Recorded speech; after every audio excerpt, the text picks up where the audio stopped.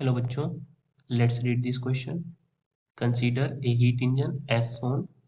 Q1 and Q2 are heat added to heat part T1 and heat taken from T2 in one cycle of engine.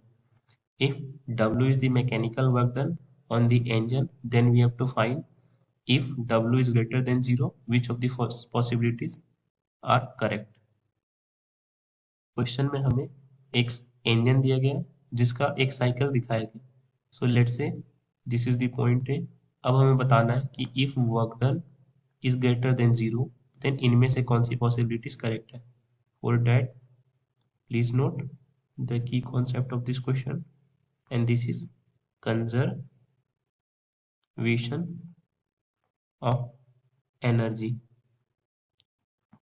अगर हम point A पर देखें तो ये energy input है W and Q2, whereas energy का output है Q1. So Q1 must equals to W plus Q2. So यहाँ से हम वर्क डन की वैल्यू लिख सकते हैं Q1 minus Q2. अब स्टूडेंट्स हमें गिवन है W is greater than 0.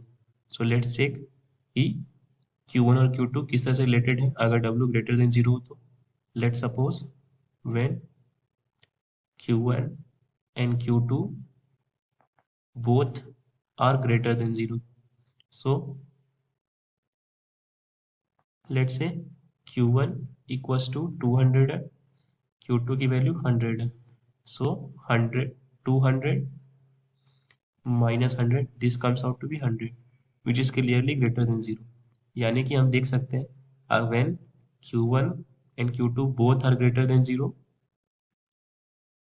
then Q1 must be greater than Q2 such that work done comes out to be positive. Now let's take another case when Q1 and Q2 both are negative. So work done का formula हमने क्या देखा था, Q1 minus Q2. So let's assume Q1 की value 100 joule है, Q2 की value minus 200 joule है. So on substituting, this is 100 minus of 200. This will come out to be 200 minus 100. This is 100 joule. So clearly students हम देख सकते हैं that Q1 magnitude में तो छोटा है बट निगेटिव साइन होने की वजह से एक्चुअली Q1 ही बड़ा है. सो अगर वर्क डन को पॉजिटिव होना है और Q1 Q2 दोनों ही निगेटिव हैं तो हम कह सकते हैं Q1 must be greater than Q2 and this is less than 0.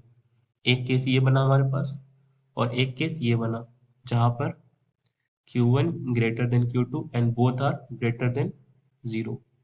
So ये दो केसेस हमारे पास बन रहे हैं. Let's check options. So option A says Q1 greater than Q2 greater than 0. Yes, this is correct. Option 2 says Q2 greater than Q1 greater than 0. ये तो गलत है क्योंकि Q1 ही बड़ा है Q2 से. Let's check option C. Q2 less than Q1 less than 0. Yes, option C are correct. So the correct options of this question are option A and C are the correct options of this question. I hope आपको ये concept समझ है students. Thank you.